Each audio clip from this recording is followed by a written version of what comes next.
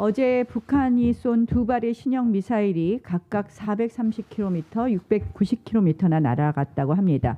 특히 690km짜리 미사일은 기존 미사일에 비해서 더 낮은 고도로 먼 거리까지 날아가는 등 그 성능과 위력이 훨씬 강화되었다는 분석입니다. 결국 우리 군이 이 두 번째 미사일을 막판에 추적 실패한 것으로 보입니다. 미국의 탐지 자산을 통해 겨우 690km의 사거리를 확인할 수 있었던 것으로 분석되고 있습니다. 화려했던 판문점 남북미 회동 후에 불과 한 달여 만에 신형 3,000톤급 SLBM 잠수함 공개에 이어 이토록 위협적인 미사일 도발을 감행해 오고 있습니다. 대한민국을 직접 겨냥한 북한의 위협적인 도발입니다. 또다시 벼랑 끝 전술로 협상판을 흔들겠다는 수입니다. 문재인 정부도 이례적으로 빠르게 탄도미사일임을 확인했습니다. 그렇다면 9.19 남북군사합의 정면 위반임은 물론 유엔 제재 위반도 명확해졌습니다. 미사일 발사 이후 10시간 반이 지나서야 열린 NSC, 국군 통수권자인 문재인 대통령의 불참 등은 여전히 이 정권의 안이한 안보의식을 보여줍니다. 역시 어제 우리가 백서 발간한 제목과 같이 안보가 안 보입니다. 이제 원칙으로 돌아가야 합니다.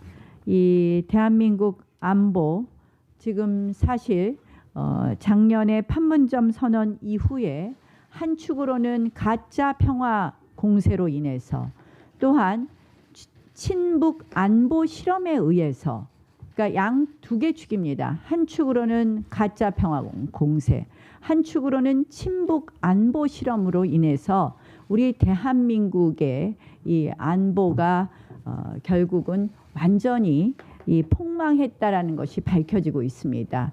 가짜 평화 공세는 북한 미사일로 돌아왔고 친북 안보 실험은 중국과 러시아 그리고 일본이 우리 바다에서 각축을 벌이는 이 구한말 시대가 되어버리고 말았습니다. 저는 어제 이 원포인트 안보 국회를 열자고 했습니다. 대한민국의 지금 안보의 위기는 그냥 예사로운 안보의 위기가 아닙니다. 이 안보 국회 반드시 열어야 됩니다.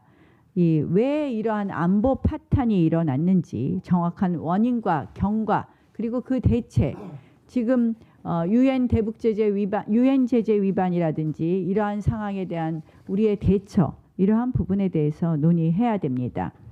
이 야당이 어제 우리의 이러한 주장에 대해서 또 여당이 우리의 이러한 주장에 대해서 또 정쟁이라면서 회피하고 있습니다. 야당이 숨만 쉬어도 이제는 정쟁이라고 할 지경입니다. 정경두 방탄 국회로 사실상 추경까지 포기하는 것도 모자라서 이제 먹통 정치로 아예 눈을 감고 귀를 닫습니다. 언제까지 이 먹통 정권의 먹통 정치로 무능과 무책임에 대한 비판을 외면할 것인지, 언제까지 도망 다닐 수 있을 것이라고 생각하는지 정말 제1야당으로 분노하지 않을 수 없습니다. 국회의 존재 이유에 대해서 다시 한번 자괴감이 듭니다. 다시 한번 촉구합니다. 더 이상 이러한 안보 파탄에 대해서 그대로 덮고 가는 직무유기 국회 만들지 마십시오. 국민의 기대를 버리는 무책임 국회입니다. 한마디로 무능하고 무책임한 정부의 여당이 결국 국회도 무책임하게 만드는 꼴이다라는 말씀을 드리면서 모든 것을 정쟁으로 치부하는 이러한 먹통 정치 그만하고 우리 국회에서 안보 문제 제대로 점검해 봅시다. 이 무능한 정부의 이 세금 정책 두 가지로 요약됩니다. 세금을 엉뚱한 곳에 소모적으로 비효율적으로 씁니다. 그리고 어떻게 하면 세금을 더 거둘까 골몰합니다. 지금 문재인 정권의 재정, 조세 정책 이 두 가지 특징을 모두 갖고 있습니다. 한마디로 무능한 재정 조세 정책입니다. 최근 우리 국민들 집집이 폭탄을 맞았습니다. 바로 정부가 투하한 재산세 폭탄입니다. 일부 부자, 고소득자들의 이야기가 아닙니다. 성실하게 열심히 살아오는 보통 사람들의 이야기입니다. 우리 주변의 평범한 국민들의 이야기입니다. 은퇴 소득자들의 이야기입니다. 그런데 그 가운데 내년도 세제 개편안을 다시 들고 나와서 세금 폭탄을 예고하고 있습니다. 경제 활성화를 위한 투자 확대, 기업 승계 활성화에 관해서는 신용 내기용 찔끔 수준에 불과했습니다. 또 핀셋 증세를 다시 꺼내들었습니다. 중산층의 노후 보장을 위해 연금 저축의 세액 공제 한도를 늘렸다고 하지만 실제 수혜자는 미미합니다. 이 상가주택 소유자에 대한 비과세 요건이 강화되고 주택 임대소득에 대한 세제도 강화됩니다. 계속해서 이 정부는 고소득자의 세금을 늘리는 것이다 이야기하지만 우리는 보아왔습니다. 재산세도 그런 논리로 시작했습니다. 결국 이 정부의 세제 개편안도 제2의 세금 폭탄을 예고한다고 봅니다.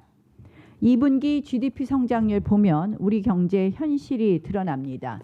결국 경제 성장에 있어서 민간 경제 성장 기여도가 마이너스를 기록했습니다. 지금 경제는 중병을 앓고 있는데 세금이라는 호흡기에 의존하고 있습니다. 국회는 내년도 세제 개편안에 대해서 경제를 살리는 조세 정책 그리고 국민의 부담을 대폭 덜어주는 조세 정책을 원칙으로 원점에서 면밀히 심사하도록 하겠습니다.